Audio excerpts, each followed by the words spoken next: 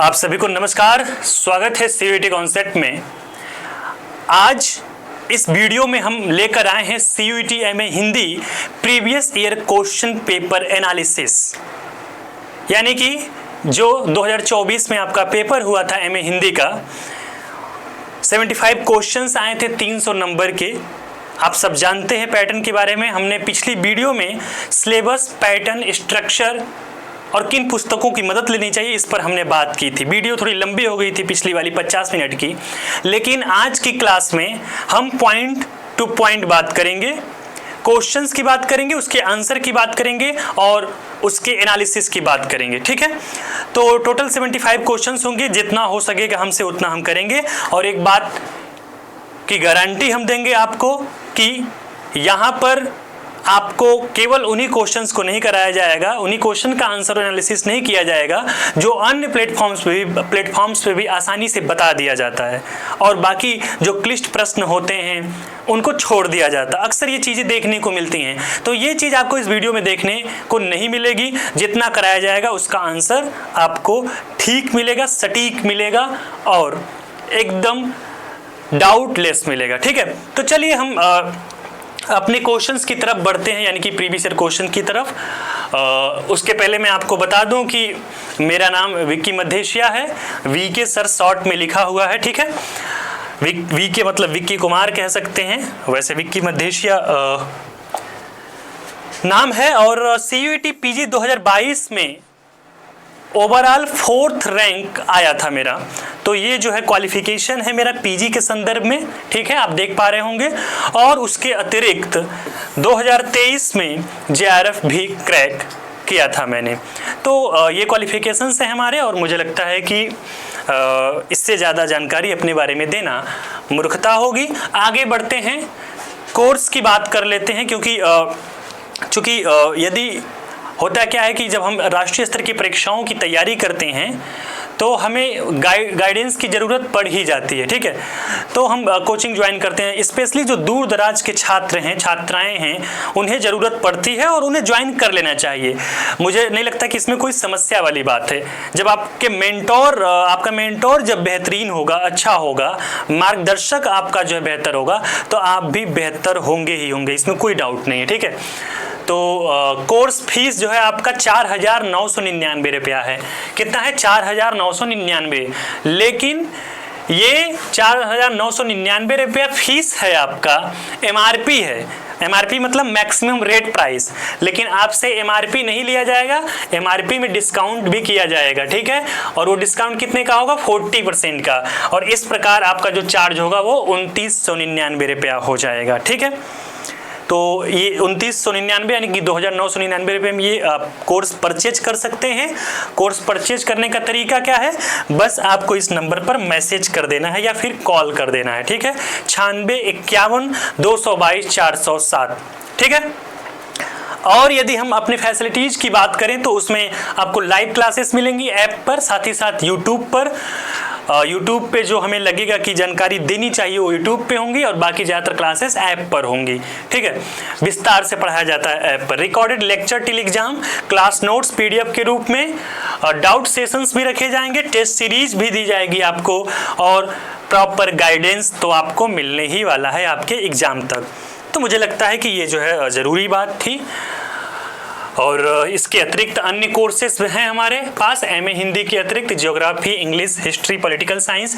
तो आपके कोई जो है फ्रेंड सर्कल में किसी अन्य विषय का कोई छात्र हो और वो तैयारी करना चाहता हो तो फिर भी तब भी वो जुड़ सकता है इस कोर्स से और इस चैनल से, प्लेटफॉर्म से। ठीक है, आगे बढ़ते हैं हम सीधे सीयूईटी पीजी 2024 जो 11 मार्च से 2024 के बीच, 11 मार्च से 28 मार्च के बीच में जो पेपर हुआ था सीयूईटी पीजी का।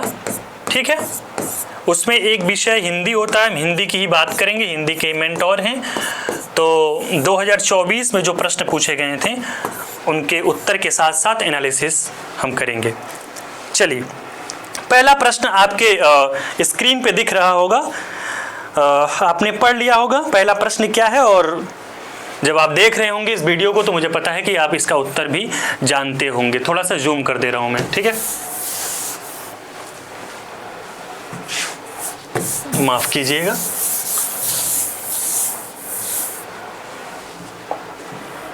चलिए, अब उम्मीद करता हूँ आपको स्पष्ट दिख रहा होगा, ठीक है।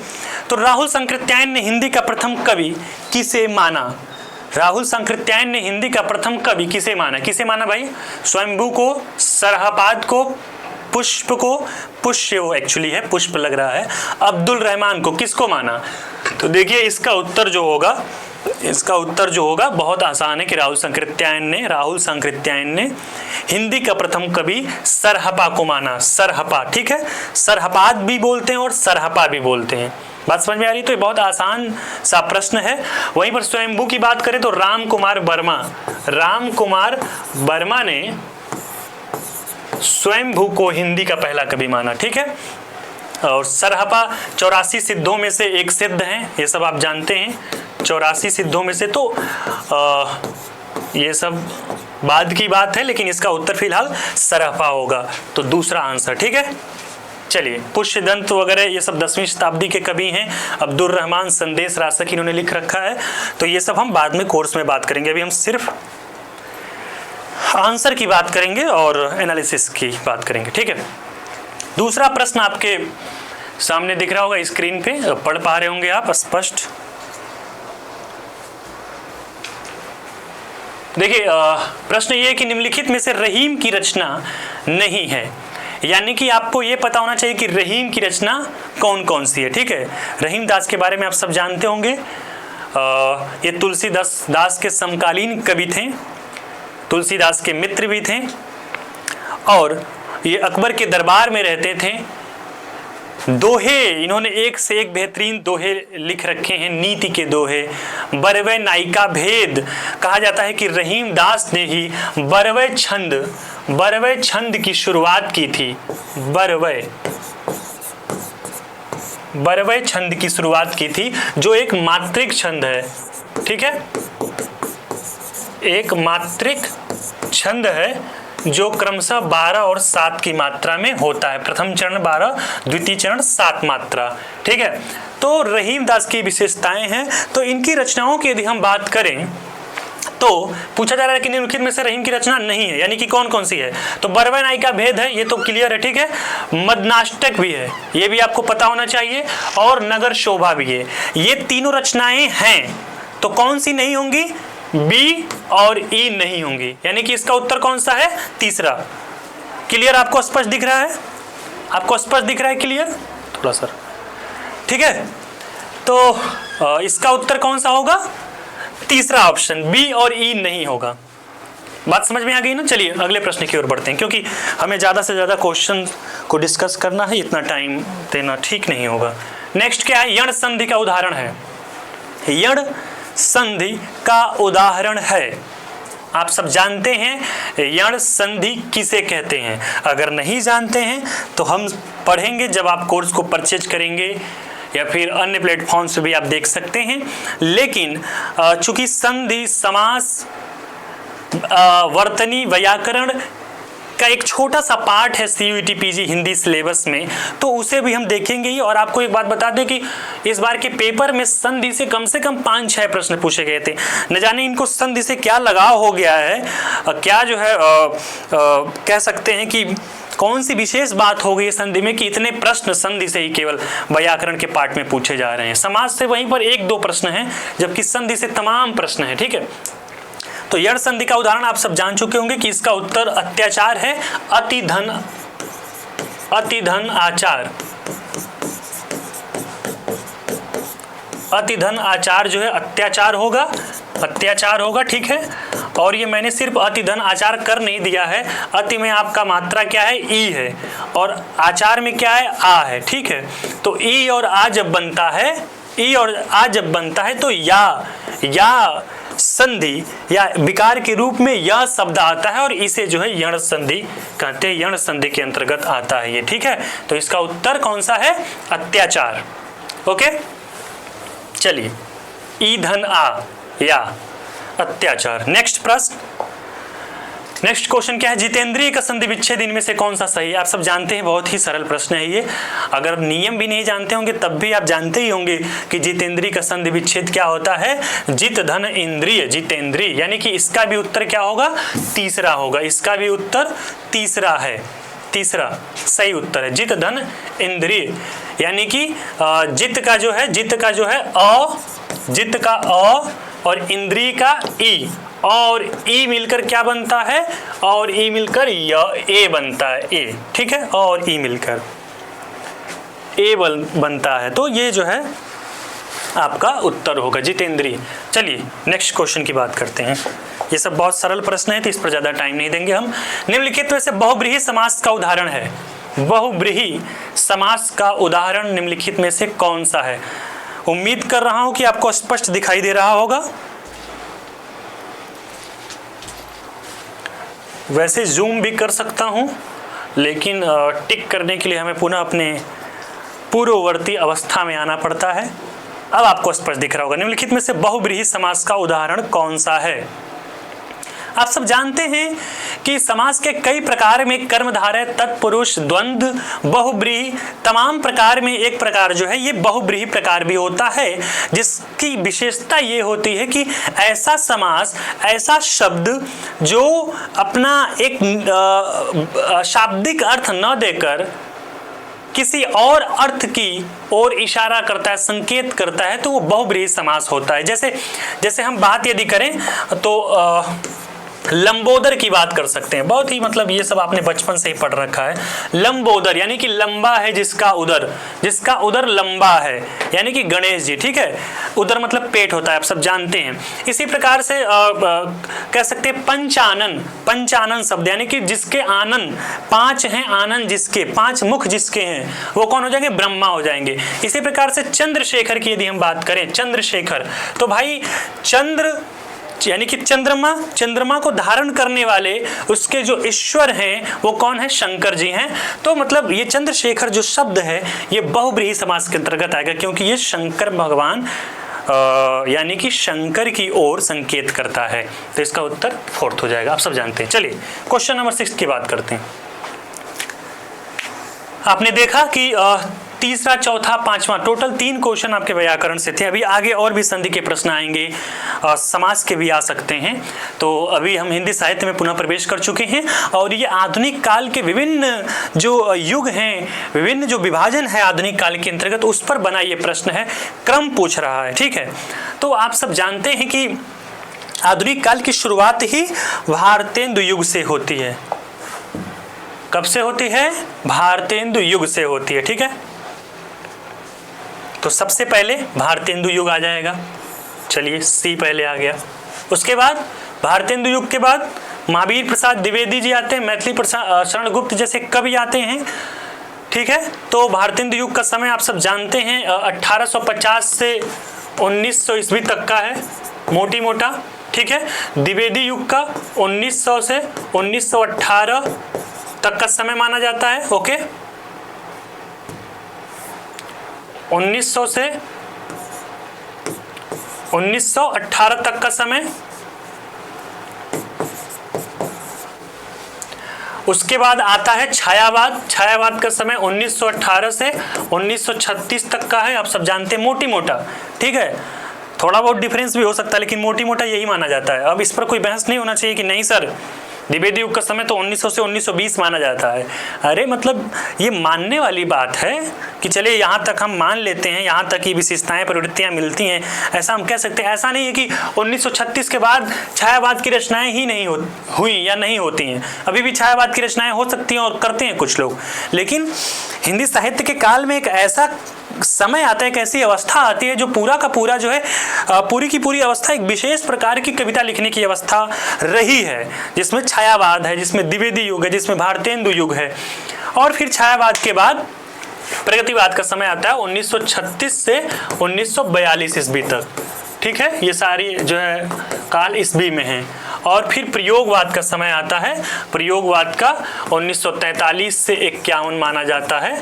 और फिर 1951 के बाद नई कविता का समय आ जाता है, ठीक है। फिर समकालीन कविता, तमाम जो है भाग आते हैं। तो हम अगर ईस्वी और काल की दृष्टि से क्रम इसका बनाएं तो सबसे पहले भारतेंदु युग होगा, और फिर द्विवेदी युग होगा डी, और फिर छायावाद ए, फिर प्रगतिवाद बी, और फिर प्रयोगवाद ई। तो CDABE किस में है? दूसरा वाले में। इसका आंसर कौन सा होगा? दूसरा। चलिए आगे बढ़ते हैं। नेक्स्ट क्वेश्चन जो है वो बेहद ही सरल प्रश्न है।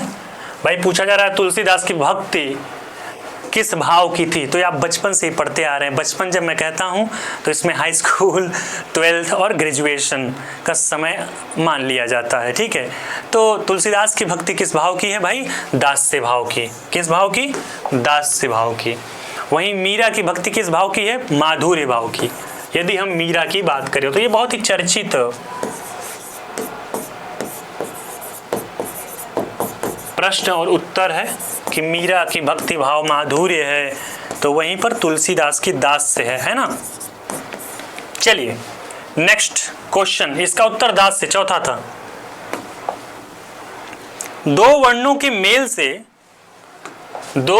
मेल से उत्पन्न विकार को व्याकरण में क्या कहते हैं?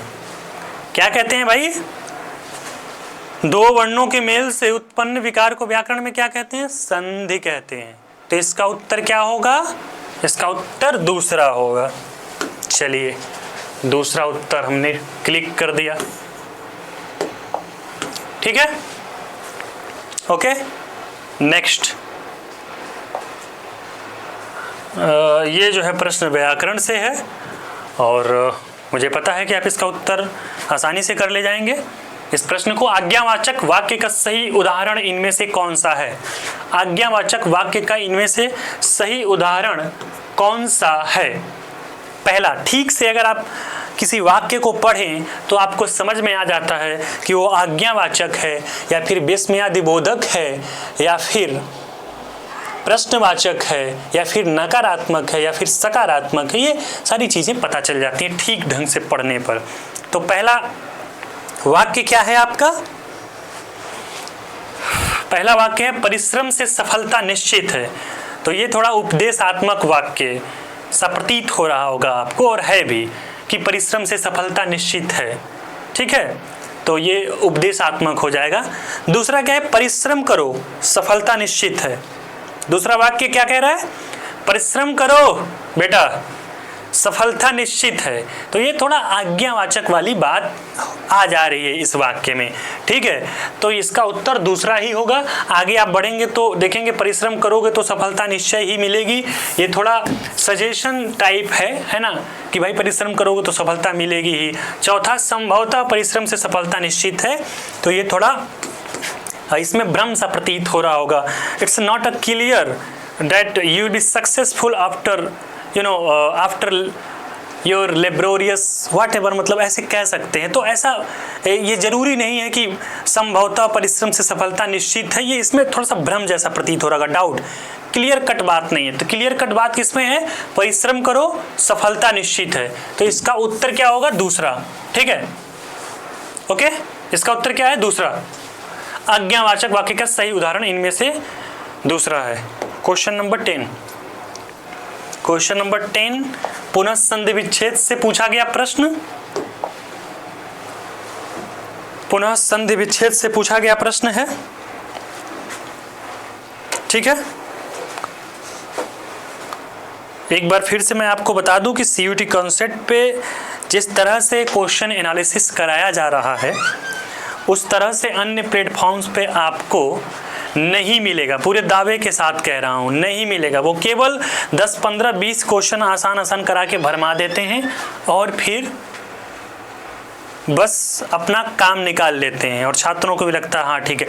मतलब वो छात्रों के साथ एक्चुअली धोखा होता है। तो यहाँ पर आपको क्रमशः मैं प्रश्नों को करा रहा हूँ और ये सारे के सारे प्रश्न 2024 के ही हैं, पिछले साल पूछे गए। और जितना मैं करा सकूँगा आज उतना कराऊँगा और फिर दूसरे पार्ट में हम पुनः अगले जो है बची हुई प्रश्नों पे बात करेंगे। तो क्वेश्चन नंबर 10 संधि पे है। आप सब जान चुके होंगे कौन किस संधि से है, ठीक है। जैसे अन्वेषण की यदि हम बात करें, अन्वेषण, तो अन्वेषण आप जानते हैं कि इसका संधि विच्छेद आप करेंगे तो अनुधन एषण होता है। क्या होता है? अनुधन एषण, ठीक है। अनुधन एषण। तो ये जो अन्वेषण शब्द है अनुधन एषण बराबर अन्वेषण।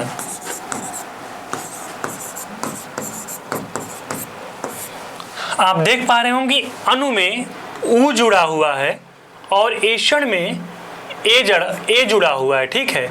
और जब उ और ए मिलता है तो क्या बनता है, क्या बनता है, उ और ए मिलकर वे ऐसा इस तरह से जो है बनता है, ठीक है। वे बात समझ में आ रही है। अनु का उ लिया ओके, और एषण का ए लिया, ठीक है।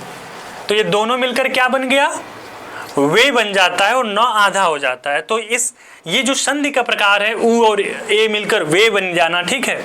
ये जो संधि का प्रकार है ये आपका यण संधि है। क्या है, यण संधि। अभी कुछ समय पहले भी आपका एक प्रश्न आया था,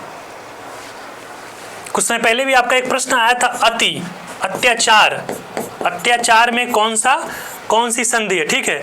तो हमने उसमें भी बताया था कि अतिधन आचार मिलकर अत्याचार बनेगा, और अति का ई लेंगे और आ लेंगे तो ई और आ मिलकर या बनेगा। तो जब इस तरह के परिवर्तन हो, य आए या फिर व आए, ठीक है, तो ये जो संधि कहलाती है यण संधि कहलाती है। तो ए का दूसरा होगा ये निश्चित हो गया, ए का दूसरा होगा ये निश्चित हो गया। ए का दूसरा किस किस में है, दूसरे में है और तीसरे में है, यानी कि पहला और चौथा तो बिल्कुल नहीं होगा, ठीक है। तो दूसरे और चौथे पे हम देखेंगे और फिर हम क्लियर कर लेंगे। जैसे ही बी का पता चलेगा वैसे ही क्लियर हो जाएगी ये बात, ठीक है। तो चलिए देख लेते हैं पवित्र। अच्छा, पवित्र जो शब्द है बहुत ही चर्चित शब्द है और आपने बचपन में भी संधि पढ़ा होगा तो आप जानते होंगे पवित्र का जो संधि विच्छेद होता है पोधन इत्र होता है, ठीक है। पोधन इत्र होता है। अब आप कहेंगे कि पोधन इत्र मिलकर कैसे पवित्र बन जाएगा भाई, तो मैं आपको बताऊं कि पो का ओ और इत्र का ई जब आप लेते हैं तो ओ और ई मिलकर एक विकार की उत्पत्ति करते हैं और वो होता है अवि। क्या होता है अवि। ओ धन ई मिलकर अवि हो जाता है तो पवित्र, ठीक है। तो इस प्रकार के संधि को अयादि संधि कहते हैं। क्या कहते हैं, अयादि संधि, ठीक है। तो बी का आपका जो है पहला हो जाएगा, ठीक है, बी का पहला। तो ए का दूसरा बी का पहला जब ये पता चल गया है, और ये बात पहले ही पता चल चुकी है कि पहला और चौथा तो नहीं होगा, ठीक है। तो इसमें जाहिर सी बात है उत्तर क्लियर हो जाता है कि इसका उत्तर दूसरा ही बच रहा है। बाकी सी का आप देखना चाहें तो सी जलौध है, तो जलौध में जल धन औध, ठीक है, अधन औ जब हम करते हैं तो बाकी को मैं मिटा दे रहा हूं, मुझे लगता है जरूरत नहीं है। जलौध की यदि हम बात करें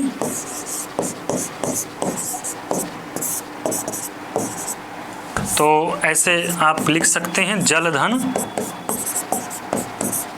औध, ठीक है, और जल का अ और औध का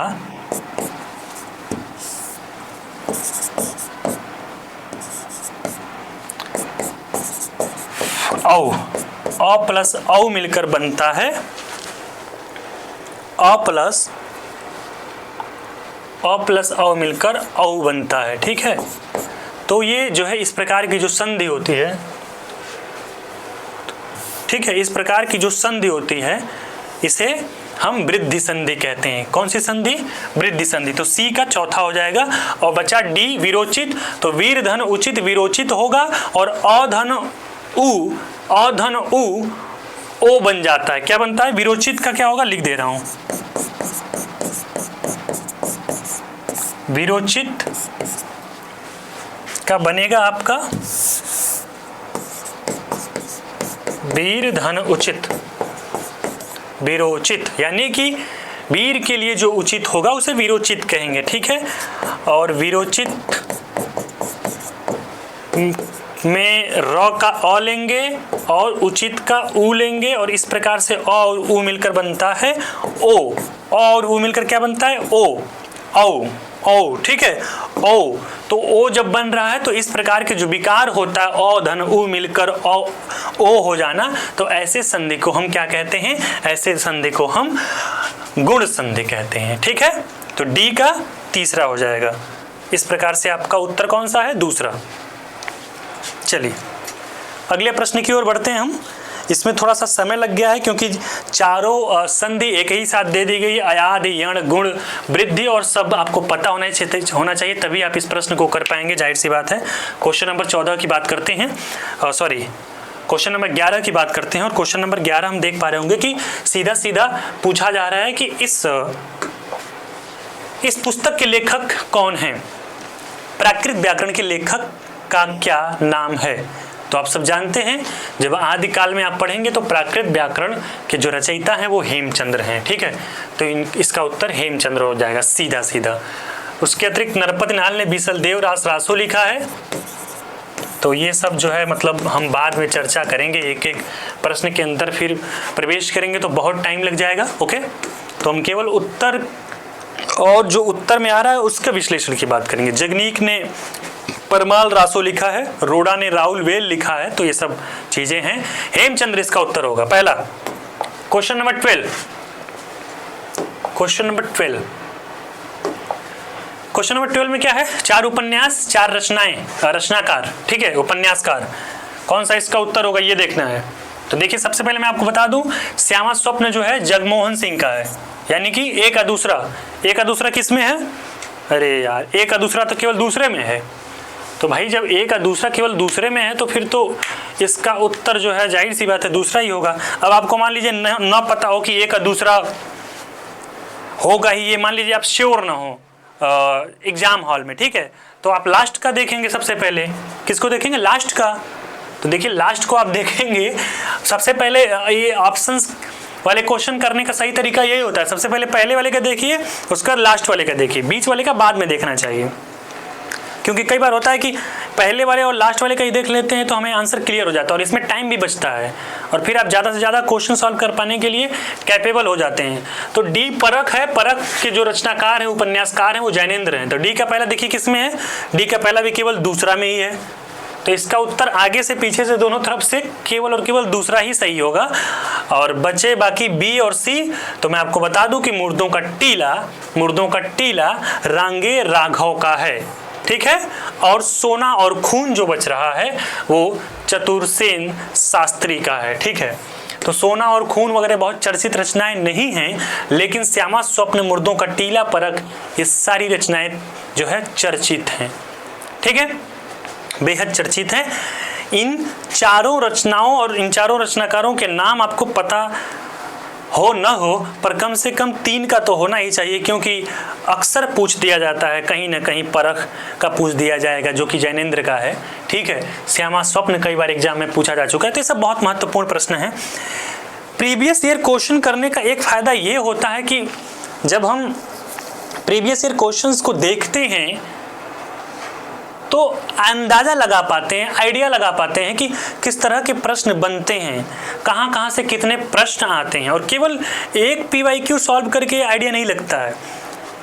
PYQ जब भी सॉल्व करें तो सबसे पहले लास्ट वाला करें, लेटेस्ट वाला करें, उसके अतिरिक्त उसके आप अन्य जो है PYQ लगाना चाहते हैं तो फिर ऊपर से नीचे क्रमशः आना चाहिए, ठीक है। ऊपर से नीचे यानी कि लेटेस्ट से ओल्डेस्ट की तरफ बढ़ना चाहिए। उससे एक तो आप जो है जब सबसे पहले ही हम कह सकते हैं कि कठिनाई से, क्लिष्टता से भिड़ चुके होंगे, समझ चुके होंगे, तो आगे आपको ओल्डेस्ट की तरफ जाने पे पता चलेगा कि ये बाकी सारी चीज़ें बहुत ही आसान होती जा रही हैं और ये सब तो मुझे पहले से ही पता है, याद है। तो कॉन्फिडेंस जो है बिल्डअप होगा। यदि आप ओल्डेस्ट से लेटेस्ट की तरफ बढ़ेंगे, यानी कि सबसे पहले आप 2012 से शुरू करेंगे सॉल्व करना, फिर 2022-24 की तरफ बढ़ेंगे, तो आप पाएंगे 2012, 13, 14, 15, 16 के question as compare to 2018 and 2024 के मुकाबले बहुत ईजी है। और जैसे जैसे आप आगे सीढ़ी की तरफ ऊपर बढ़ेंगे देखेंगे कठिनाई बढ़ती जा रही है, क्लिष्टता बढ़ती जा रही है और फिर आपका कॉन्फिडेंस लेवल जो है गिर जाएगा। तो सही तरीका क्या है? लेटेस्ट से ओल्डेस्ट की तरफ। इसीलिए हम 2024 के PYQ की बात कर रहे हैं। जरूरत पड़ेगा तो हम आगे YouTube में 2023-2022 के PYQ की भी बात करेंगे, ठीक है। और 2024 का जो पेपर था CUET PG हिंदी का, मैं बता दूं कि ओवरऑल अच्छा पेपर था, ठीक पेपर था, ना तो बहुत कठिन था और ना तो बहुत सरल था। ठीक है, तो इसका उत्तर जो है दूसरा है। और PYQ सॉल्व करने के दौरान प्रश्नों को ध्यान से लगाया जाए और जो चीज़ें हमें नहीं आ रही थी पहले से उन्हें याद कर लिया जाए, तो सब आगे अन्य PYQ सॉल्व करने में और आपके एग्ज़ाम की प्रिपरेशन में मददगार साबित होते हैं। ठीक है, तो हमें ध्यान से इसे देखना चाहिए। और क्वेश्चन नंबर 13 की ओर हम बढ़ते हैं। अब थोड़ा सा मैं फास्ट चलूँगा क्योंकि ऑलरेडी 25 मिनट हो चुके हैं। फास्ट चलूँगा और जहाँ पे ज़रूरत होगी वहीं समय दूंगा। ठीक है, आचार्य वामन ने काव्य हेतु के स्थान पर किस शब्द का प्रयोग किया है? ये भारतीय काव्य शास्त्र का प्रश्न है। भारतीय काव्य शास्त्र का प्रश्न है भाई। अलग अलग आचार्यों ने अलग अलग नाम दिया है और दे सकते हैं, वो स्वतंत्र थे। ठीक है, लेकिन उन्होंने अपना एक आधार बनाया है, उनकी अपनी एक जो है व्यक्तिगत अध्ययन जो है रहा है। ठीक है, तो अपने हिसाब से चीज़ों को कैसे देख रहे हैं, समझ रहे हैं, वैसा उन्होंने नाम दिया होगा। आचार्य वामन रीति संप्रदाय के प्रवर्तक आचार्य रहे हैं और इन्होंने काव्य हेतु के स्थान पर काव्य योग नाम दिया है। इसका उत्तर पहला है। ठीक है, क्वेश्चन नंबर 14, खुमान रासो की भाषा। खुमान रासो आपने हाई स्कूल में भी पढ़ा होगा। खुमान रासो, परमाल रासो, बिसलदेव रासो, पृथ्वीराज रासो, ये तमाम रचनाएं हाई स्कूल से ही पढ़ाई जाती हैं और इनके रचनाकारों के बारे में बताया जाता है। भाषा भी बता ही दिया जाता है। अगर आप बहुत जिज्ञासु हैं तो हर एक रचना की भाषा भी देखते हैं। तो खुमान रासो की जो भाषा है वो राजस्थानी हिंदी है। राजस्थानी हिंदी है। ठीक है, तो इसका ऑप्शन पहला होगा। चलिए क्वेश्चन नंबर 15, 4 लेखक और 4 रेखा चित्र। 4 लेखक 4 रेखा चित्र। डॉक्टर नगेंद्र जो रचनाकार हैं, बहुत चर्चित आलोचक हैं रीतिकाल के, इन्होंने चेतना के बिंब नामक एक रचना की है। सी का पहला होगा। सी का पहला मैंने क्यों किया, ए से शुरू क्यों नहीं किया? क्योंकि भाई हमें सी का पहले आ रहा था तो हमने सी का कर लिया। क्या दिक्कत है इसमें? आपको जिसका पहले आ रहा होगा वो कर लीजिएगा। इसमें सी का पहला किसमें है? इसमें सी का पहला 2 में है, केवल दूसरे और तीसरे में। ठीक है, दूसरे और तीसरे में। चलिए बाकी के देखते हैं। महादेवी वर्मा एक चर्चित रेखा चित्रकार रही हैं। इन्होंने मेरा परिवार नामक रेखा चित्र लिखा है, तो ए का दूसरा हो जाएगा। ए का दूसरा किस में है? ए का दूसरा दोनों में है और सी का पहला भी दोनों में है। चलिए कोई बात नहीं। बी का देख लेते हैं। बी क्या है? माखनलाल चतुर्वेदी। माखनलाल चतुर्वेदी ने एक रेखा चित्र लिखा, समय के पांव, बहुत चर्चित है ये भी। तो बी का चौथा देखिए, बी का चौथा दूसरा में है। ठीक है, तो इसका उत्तर क्या होगा? दूसरा। बच रहा है डी, कृष्णा सोबती, तो हम हसमत, ये भी बहुत चर्चित है। ठीक है, डी का तीसरा। इसका उत्तर क्या था? इसका उत्तर था 15 का दूसरा।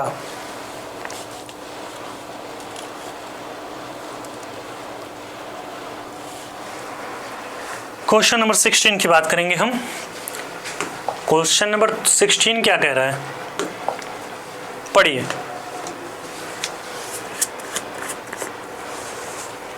तब तक पानी पी लेता हूँ।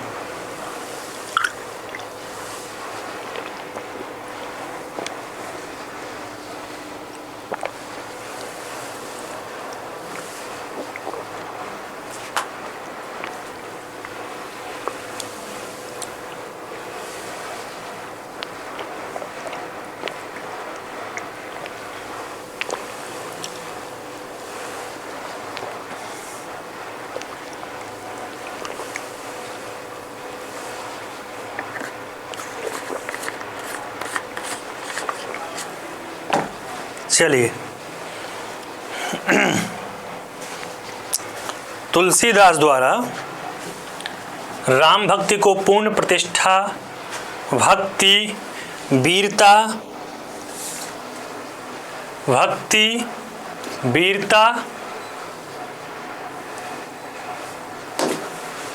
तुलसीदास द्वारा राम भक्ति को पूर्ण प्रतिष्ठा, भक्ति, वीरता का वर्णन, ईश्वर के प्रति प्रेम किस शाखा संबंधित है?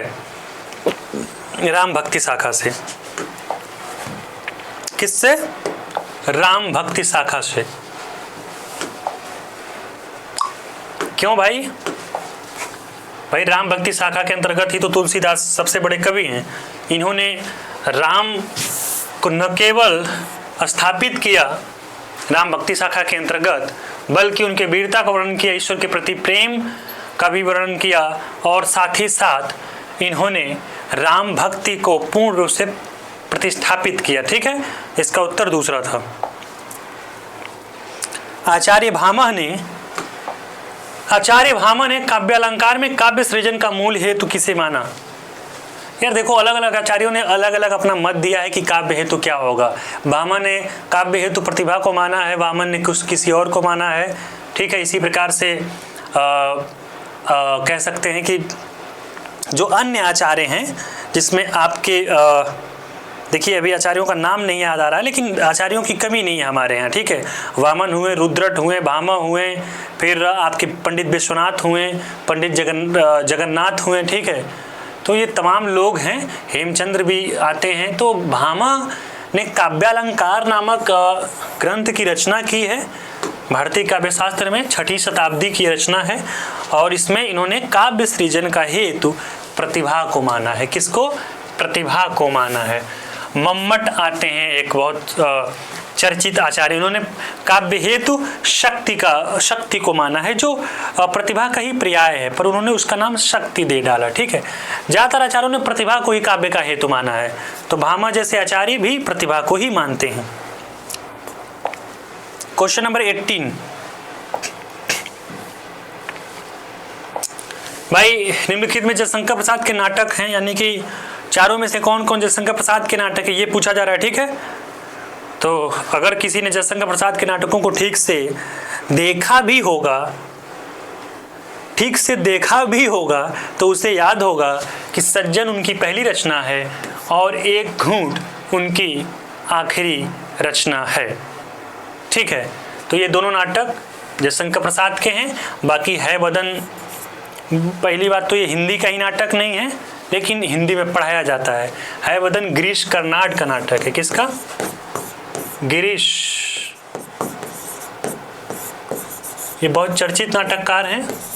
कन्नड़ में ये नाटक लिखा गया था, हिंदी में रूपांतरित किया गया है। ठीक है, हैवदन की बात कर रहा हूं।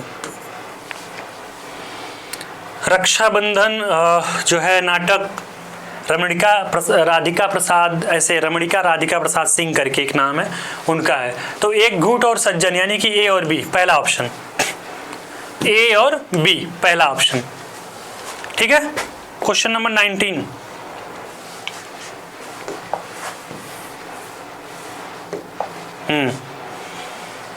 पढ़िए, क्या प्रश्न है भाई? 4 संत कवि हैं और 4 रचनाएं हैं। अभी तक के जितने भी प्रश्न थे बहुत ही एवरेज, मॉडरेट और सरल प्रश्न थे, मैं यही कहूँगा। आगे हो सकता है कुछ प्रश्न आपके आए जो कठिन लगें और वन लाइनर न हो। ठीक है, स्ट्रेट फॉरवर्ड न हो, लेकिन अब तक के जो प्रश्न थे ये सारे के सारे स्ट्रेट फॉरवर्ड और लगभग वन लाइनर के प्रश्न रहे हैं, और ये सब आपके 2024 के प्रश्न हैं। ठीक है, और मैंने आपको पिछली क्लास में बताया था सिलेबस पैटर्न में कि 300 नंबर में से यदि आप 180 प्लस लाते हैं तो आप BHU जैसे संस्थान में एडमिशन पाने के लिए सेफ हैं। ठीक है, BHU की ही बात नहीं है, ये बात DU के लिए भी बात लागू होती है। Safe for BHU, DU as well as other universities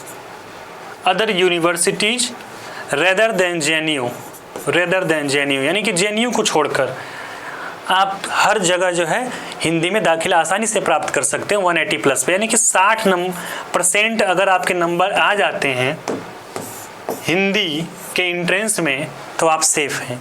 यदि JNU में एडमिशन चाहिए तो आपको बहुत अच्छे से मेहनत करनी होगी, हर प्रकार से अध्ययन करना होगा, क्योंकि वहाँ की सीटों की संख्या बहुत कम है। बाकी पेपर वही होता है।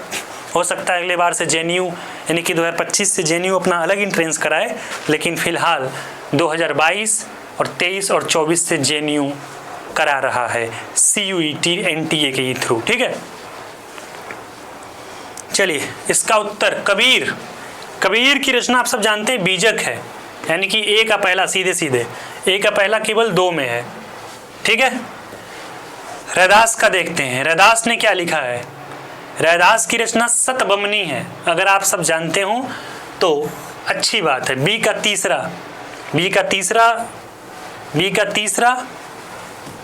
तीसरा जो है हमने पहले तय कर लिया कि ए का पहला केवल 2 में है। ठीक है, यानी या तो पहला होगा उत्तर या फिर दूसरा होगा, क्योंकि कबीर का बीजक हम सब जानते हैं कि श्योर है, बीजक कबीर की रचना है। रैदास को लेकर यदि कंफ्यूजन है तो दादू दयाल के देख लीजिए, दादू दयाल सी, इनकी रचना हरडे वाणी है। ठीक है, तो सी का क्या होगा दूसरा, यानी कि ये दूसरा ऑप्शन में दिख रहा है। और सुंदरदास की रचना सुंदर विलास है, सीधे सीधे। तो अब अगर पहला देख लें और लास्ट वाला देख लें तो भी कंफ्यूजन बना रहता है, तो बी और सी को देखना ही पड़ेगा। लेकिन दादू दयाल की जो रचना है हरडे वाणी, ये भी बहुत चर्चित है। तो इस प्रकार से इसका उत्तर जो है 2 होता है। और मुझे लगता है कि आपको कोई डाउट नहीं होगा, आप समझ चुके होंगे कि बीजक कबीर की है, हरडे वाणी रैदास की है, हरडे वाणी दादू दयाल की है, और सतबमनी रैदास की है, और सुंदर विलास सुंदरदास की है। इसका उत्तर दूसरा था।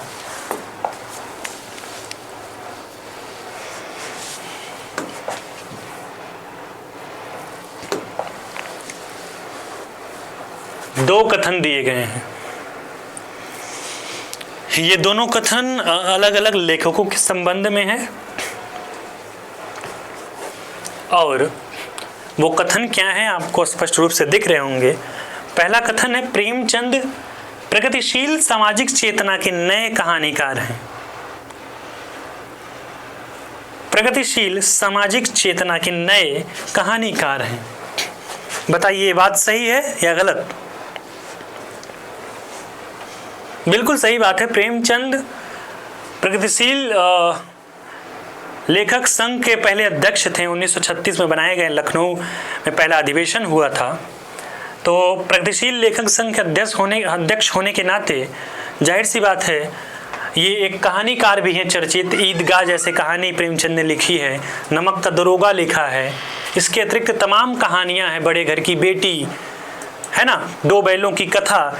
तो ये सब प्रेमचंद की रचनाएं हैं। तो प्रेमचंद एक प्रगतिशील सामाजिक चेतना के लेखक होने के साथ साथ एक चर्चित कहानीकार है, इसमें कोई डाउट नहीं है। पहला कथन सही लग रहा है। दूसरा जो कथन है स्वयं प्रकाश के बारे में है। स्वयं प्रकाश को लेकर कहा जा रहा है कि स्वयं प्रकाश 8वें दशक के चर्चित कहानीकारों में से एक हैं।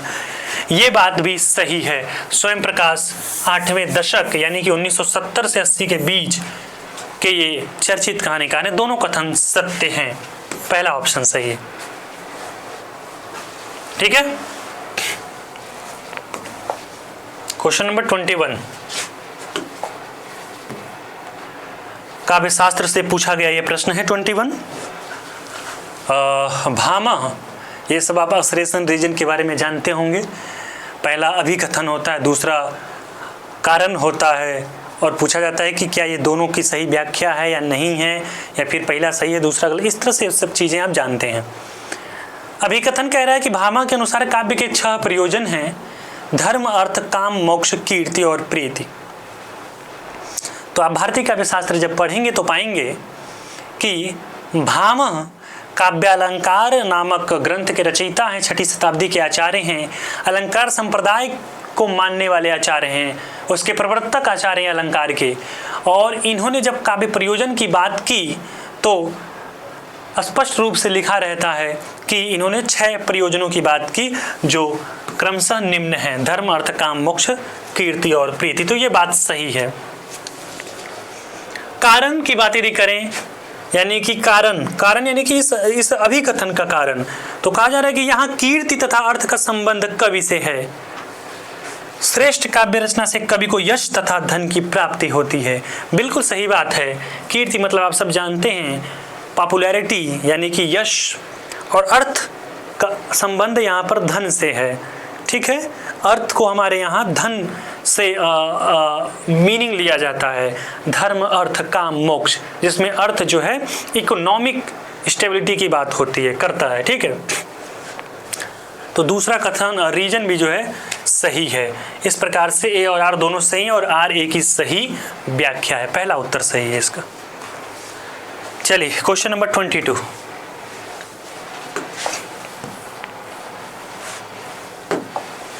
क्वेश्चन नंबर 22 में रस सिद्धांत के प्रथम व्याख्याकार के बारे में पूछा जा रहा है। इसका उत्तर 2 है, यानी कि भट्ट लोल्लट, ठीक है।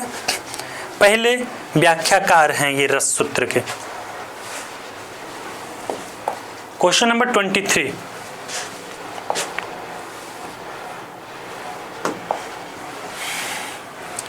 रीतिकाल का अलग अलग नाम अलग अलग आचार्यों ने दिया है। पूछा जा रहा है किसने क्या दिया, कौन सा नाम दिया, ठीक है। तो पहली बात तो मैं आपको बता दूं, रीतिकाल जो नाम है वो आचार्य रामचंद्र शुक्ल का है, डी का तीसरा, ठीक है। रीति काव्य जो नाम है वो जॉर्ज ग्रियर्सन का है, ए का चौथा, डी का तीसरा, दोनों में दिया है। अच्छा, कलाकाल, ये काल काल नहीं है, ये कलाकाल है, लिख दे रहा हूं।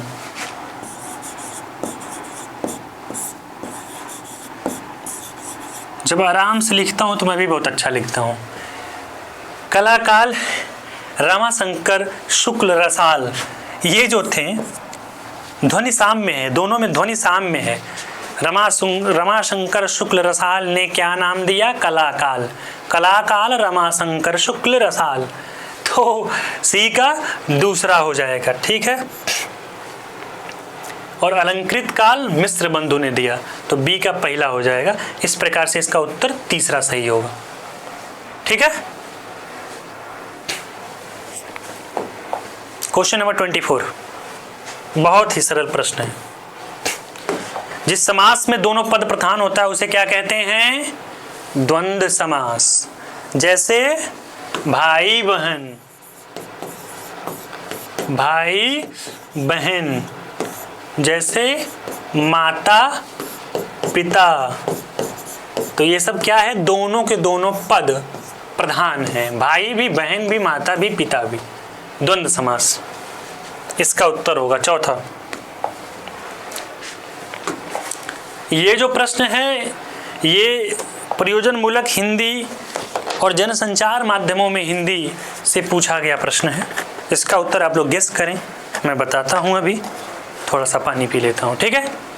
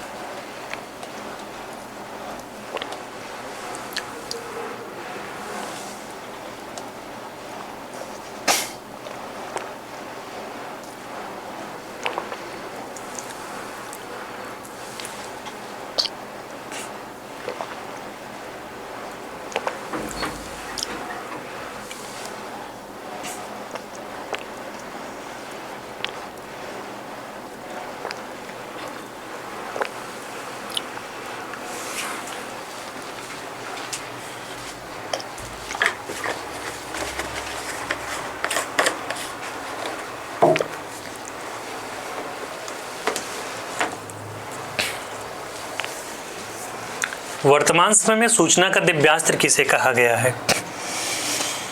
देखिए, रेडियो तो सूचना का दिव्यास्त्र हो नहीं सकता है। क्यों? क्योंकि रेडियो सब तक, प्रत्येक व्यक्ति तक नहीं पहुंच जाती, सबके पास रेडियो नहीं होता है। तो वो बात अलग कि गांव-गांव में रेडियो पहुंच गई थी अपने समय में, पर आज के समय रेडियो कौन चलाता है, नहीं चलाता है। और बात हो रही है वर्तमान समय की। और ये भी कहा जा रहा है कि सूचना का दिव्य अस्त्र कौन है। दिव्य अस्त्र जानते हैं ना आप? दिव्य मतलब एक ऐसा अस्त्र जो अचूक हो, जो दिव्य हो, जैसे ब्रह्मास्त्र, नारायण शास्त्र, वैष्णव अस्त्र कहेंगे उसे, सॉरी। तो रेडियो तो नहीं है, वार्तालाप यानी कि बातचीत नहीं, ये भी सूचना का। भाई बातचीत कोई करेगा तो कितने लोग आपस में बातचीत कर लेंगे? 5 लोग, 10 लोग, 20 लोग, 100 लोग, 1000 लोग? 1000 लोग बातचीत कर ही नहीं पाएंगे आपस में, मुश्किल हो जाएगा। संवाद नहीं, संवाद भी नहीं। संवाद को अंग्रेजी में डायलॉग कहते हैं। डायलॉग के माध्यम से भी सूचना इतनी आसान तेजी से नहीं पहुंचाई जा सकती। तो सूचना का दिव्यास्त्र बचा कौन? विज्ञापन। आज के समय में जहां देखो वहां विज्ञापन। वर्तमान समय में गूगल विज्ञापन से ही सारा पैसा कमाता है। सारा मतलब ज्यादातर पैसा गूगल विज्ञापन से कमाता है। बाजार में आप निकलिए, देखिए जगह जगह आपको विज्ञापन दिखेंगे, जूतों के, कपड़ों के, कार के, बाइक के, अखबार में देखिए विज्ञापन। तो वो क्या सूचना ही तो है। तो सूचना का दिव्यास्त्र कौन होगा? विज्ञापन ही होगा। इसका उत्तर चौथा था। Question number 26। ये थोड़ा सा अलग प्रश्न है, श्लोक है और श्लोक है और पूछा जा रहा है कि ये उक्ति किसकी है? किश्विदर्श रसाद्वसे प्रावर्तते नहीं रसाद्यते कश्विद्वर्ष प्रवर्तते। यानी कि रस के बगैर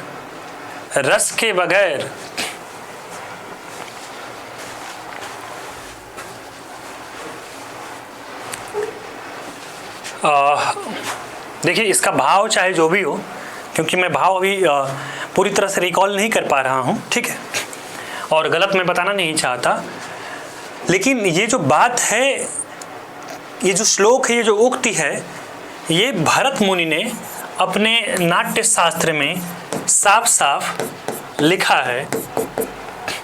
ये शोध करने के बाद, रिसर्च करने के बाद मुझे पता चला कि ये जो श्लोक है ये नाट्य शास्त्र के अंतर्गत आता है।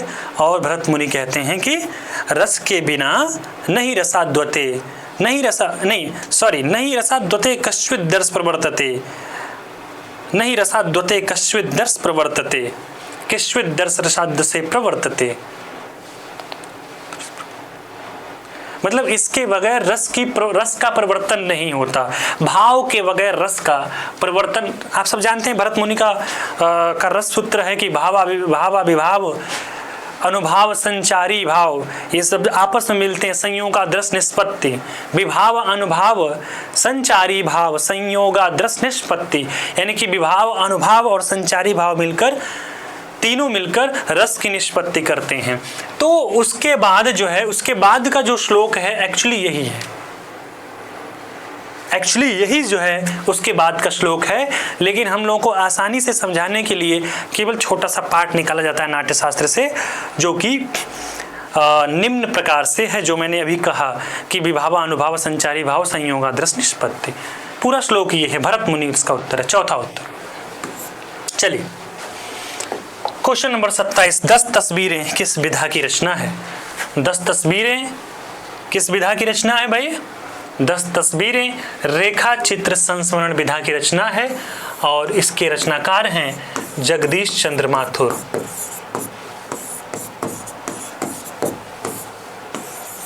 जगदीश चंद्र माथुर, ठीक है। चलिए चौथा था क्वेश्चन नंबर 28। थोड़ा सा बेहतरीन क्वेश्चन है और सिर्फ बेहतरीन नहीं कहेंगे, थोड़ा सा कठिन भी है और बहुत ज़्यादा कंसाइज भी है, ठीक है, गूढ़ गुम्फित है। पहला कथन है कि अंतरंग संस्मरणों में जयशंकर प्रसाद, ये पूरा का पूरा एक साथ वाक्य है और बीच में डैश दिया हुआ है, ठीक है। अंतरंग संस्मरणों में जयशंकर प्रसाद श्री पुरुषोत्तम दास मोदी द्वारा संपादित एक दुर्लभ संस्मरण संग्रह है। क्या ये बात सही है या गलत?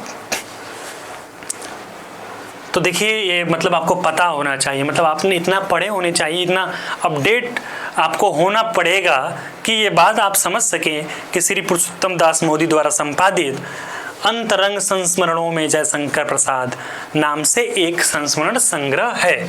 और वो है नहीं केवल, वो दुर्लभ संस्मरण संग्रह है, यानी कि आसानी से मिलने वाला नहीं है और मिल भी जाएगा तो मतलब समझ लीजिए कि ये दुर्लभ है, ठीक है, बड़ी मुश्किल से लिखा गया है इसको, ठीक है, पुरुषोत्तम दास मोदी द्वारा, ठीक है। दूसरा जो रीजन है वो ये कहा जा रहा है कि एक नाव के यात्री दस्तावेज के संपादक कवि समीक्षक श्री विश्वनाथ प्रसाद तिवारी के संस्मरणों का संग्रह है। तो बेसिकली संस्मरण का प्रश्न है और दोनों थोड़ा सा मतलब बहुत कह सकते हैं चर्चित बात नहीं है, लेकिन आपको इतना, अब देखिए JNU में एडमिशन पाना हो तो इस तरह के भी प्रश्नों की जानकारी हमें होनी चाहिए, इस तरह का अध्ययन हमारा होना चाहिए इस लेवल का। एक नाव के यात्री, ये विश्वनाथ प्रसाद तिवारी जी का संस्मरण संग्रह है, ये बात सही है। दस्तावेज के संपादक भी इन्हीं का है, ये बात भी सही है। तो इस प्रकार से ये कथन भी सही हो जाता है, रीजन भी सही हो जाता है दूसरा वाला। और व्याख्या की यदि हम बात करें, व्याख्या की बात करें तो वो सही नहीं है, क्योंकि दोनों अलग अलग बातें हैं। तो इसका उत्तर दूसरा होगा कि A और R दोनों सही है, पर R A की सही व्याख्या नहीं है। दूसरा उत्तर है, दोनों सही है पर व्याख्या सही नहीं है। 4 अलग अलग जीवनी और चारों का प्रकाशन वर्ष, उत्तर क्या होगा? देखिए, कलम का सिपाही बहुत चर्चित है, ठीक है, प्रेमचंद पर लिखा गया है। कलम का सिपाही 1962 में लिखा गया है। ओके, निराला की साहित्य साधना भी बहुत चर्चित है जीवनी, रामविलास शर्मा ने लिखा है 1969 में। तो बी का पहला और डी का तीसरा, डी का तीसरा इसमें भी है, डी का तीसरा इसमें भी है, बी का पहला इसमें भी है, बी का पहला इसमें भी है, यानी कि पहला और तीसरा दोनों ऑप्शन डाउटेबल हैं, ठीक है। ए का फिर देख लेते हैं। ए क्या है? भारतेंदु बाबू हरिश्चंद्र का जीवन चरित्र, ये 1904 में लिखा गया है। जाहिर सी बात है, भारतेंदु हरिश्चंद्र जी का समय जो काल है वो बहुत पहले का है, 1850 के आसपास का है, तो उनका जीवन भी पहले ही लिखा गया होगा 1904 में, ठीक है। ओके, तो ए का चौथा होगा, ए का चौथा किस में है? पहला में है, तो पहला इसका सही हो जाएगा।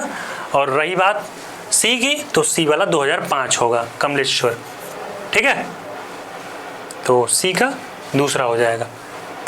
ओके, पहला उत्तर है इसका, 29 का पहला। क्वेश्चन नंबर 30,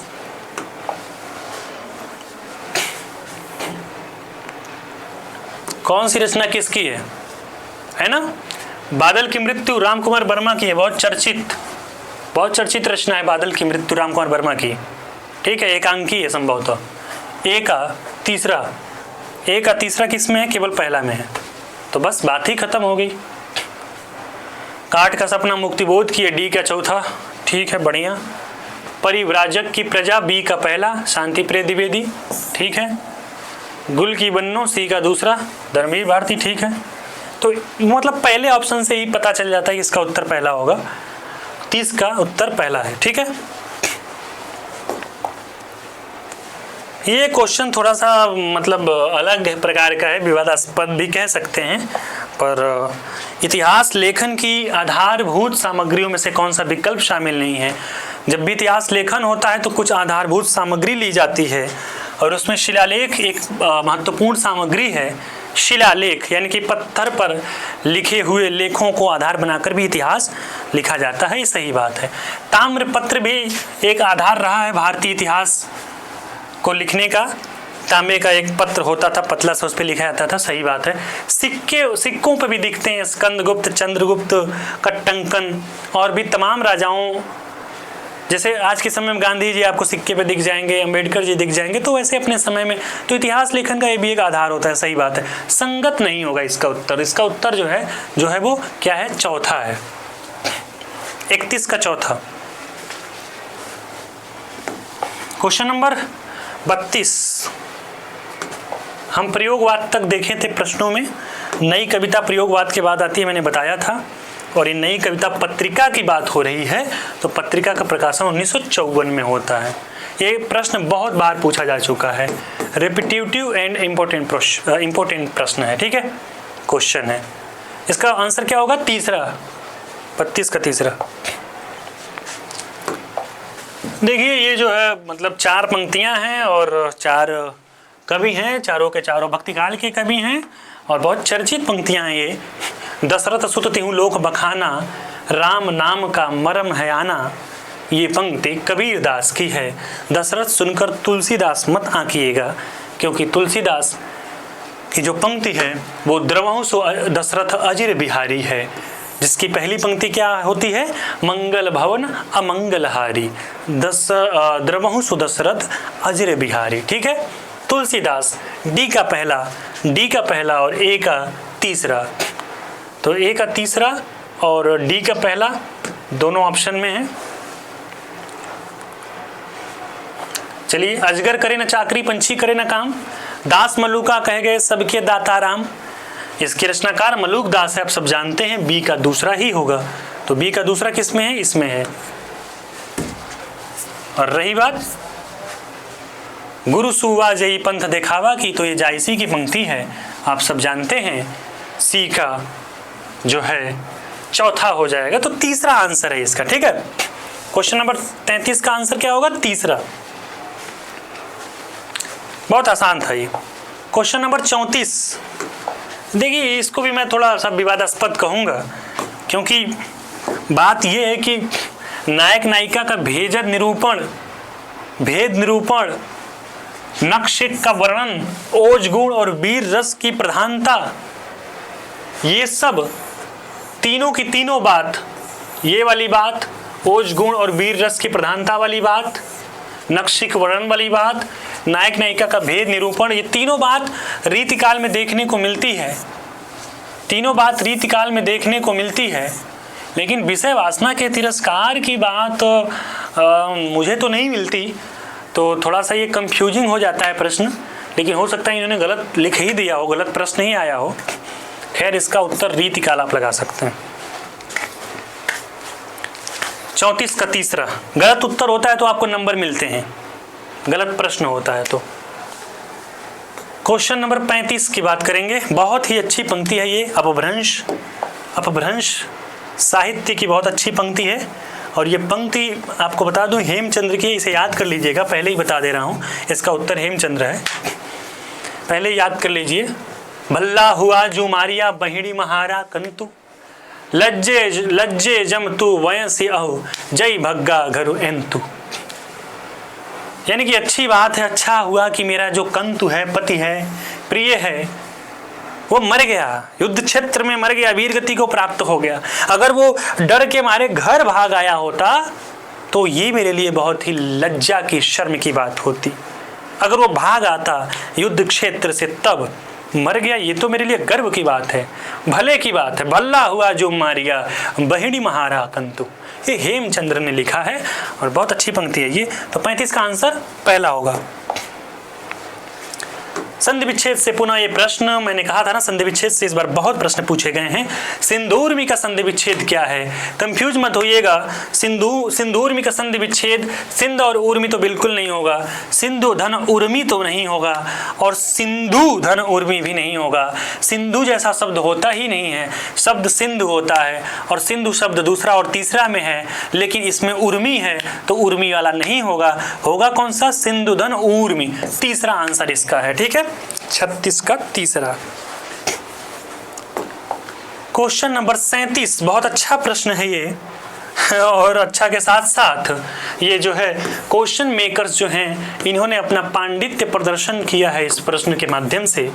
पांडित्य प्रदर्शन, क्योंकि इस जनरली सामान्यतः ये बात नहीं सुनने को मिलती है स्टूडेंट लाइफ में कि किस कवि ने रीति को काव्य का द्वार कहा, पर आप आगे अन्य पुस्तकें पढ़ेंगे तो शायद आपको देखने को मिले। या तो आप चारों मतलब रीतिकाल के सभी कवियों के उनके मूल टेक्स्ट को पढ़िए। जैसे मान लीजिए घनानंद हैं, घनानंद ने यदि विरह विलास लिखा या फिर केली विलास, कुछ भी जो भी उनकी रचना है उन्होंने यदि लिखा, तब उसको पूरा पढ़िए, फिर देखिए। देव हैं, देव ने तमाम रचनाएं की हैं, 30, 40, 35 उनकी रचनाएं हैं। रचनाएं जब मैं कह रहा हूँ तो ग्रंथ हैं वो पूरी की पूरी, तो उनको जो है पढ़िए, देखिए, फिर ये बात आप समझिए कि किसने क्या कहा है ना, या आलम की बात होगी या शेख की बात होगी। तो देखिए कोई छात्र तो पढ़ने नहीं जा रहा है। आप पीजी एंट्रेंस की तैयारी कर रहे हैं तो देव के सारे ग्रंथ थोड़ी पढ़ेंगे, है कि नहीं? गणानंद के सारे ग्रंथ थोड़ी पढ़ लेंगे। हाँ, आपको पसंद है गणानंद का कोई ग्रंथ पढ़ना तो एक कोई उठा लिया, पढ़ लिया, पर इस तरह के प्रश्न पांडित्य प्रदर्शन वाले प्रश्न हैं। किस कवि ने रीति को काव्य का द्वार कहा है? वो देव ने कहा है। ये रिसर्च करने के बाद इंटरनेट वगैरह पर तमाम मतलब ढूंढने ढांढने पे ये मिला है मुझे। देव ने रीति को काव्य का द्वार कहा है, जो काव्य रसायन